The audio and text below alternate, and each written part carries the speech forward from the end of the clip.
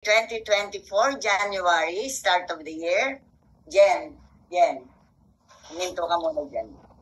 This is the best time of the year when many of us seniors choose to make changes in relation to our health.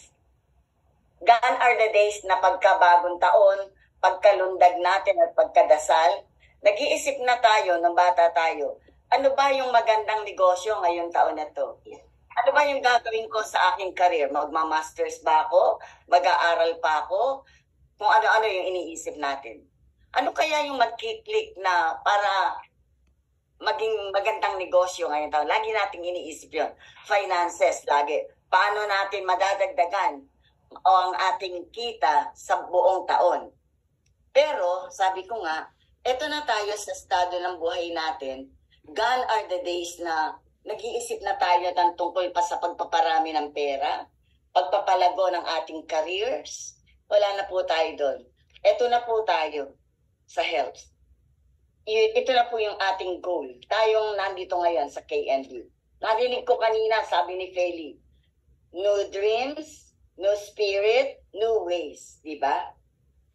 Pero aminin natin at sa hindi, ito yung ating laging concern sa ating sarili ngayong taon. Now, there are two kinds of health. Isa na nga yung physical health. This is the state of our body. Ano ba yung kalagayan? May sakit ba tayo? May dinaramdam ba tayo? Malakas ba tayo? Malakas pa ba yung buto natin? Ang ating katawan, ang sirkulasyon ng dugo natin, maayos ba ang pagdaloy? Dito lagi nakakoncern yung ating focus ngayon. Ewan ko kung lahat tayo ganun. Pero ang physical health po pala, laging may kakambal. Hindi pwedeng ito lang. Kailangan po pala ay merong kasamang mental health. Okay. Ito pong mental health ay, sabi nga, whatever our mind conceive, our body will receive. Kahit gaanong pagpapaganda ng katawan ang gugustuhin natin, kung ang ating mental health ay medyo may kakulangan, they always go hand in hand. Hindi pwedeng ito lang. Hindi pwede rin ito lang. Dapat sabay. Isip at katawan. Sa ating katawan, ano-ano ba para tayo maging malusog? Una, pagkain. Sinasabi ba ng utak mo, ng isip mo, na wag mong kainin yung bawal sa iyo? Or ang katulad mo ay, minsan lang naman titikim lang ako. Diba? So yung ating pagkain, yun ang nagpapalakas sa atin. Pangalawa, yung ating tulog. Sa mga katulad nating seniors, napaka-importante po pala ng sapat na tulog. Ngayon, bakit ba tayo minsan ay hindi makatulog? Dito po pumapasok yung mental health. Ang dami mong iniisip. Ang dami nating stress. Lahat tayo may problema. Lahat tayo nai-stress. Pero this is the time of our life na dapat pala ima-manage natin yung ating stress. Hindi lahat ng stress pinapatulan natin.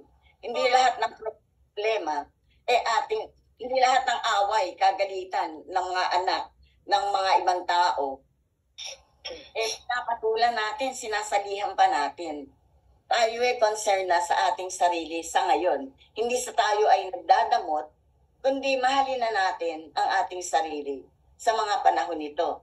Matulog na kayo ng maayos tayo. Matulog na tayo ng mahimbing. Huwag nang nakahiga nag-iisip pa na paano kaya yung gano'n.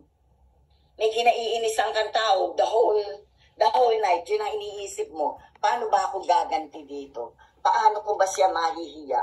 Paano ko ba siya mapapailalim sa akin? Meron pa tayong mga ganon, especially the seniors like us. Ang dami nating bagahe sa buhay natin. Yung mga nakaraan, dala-dala pa natin.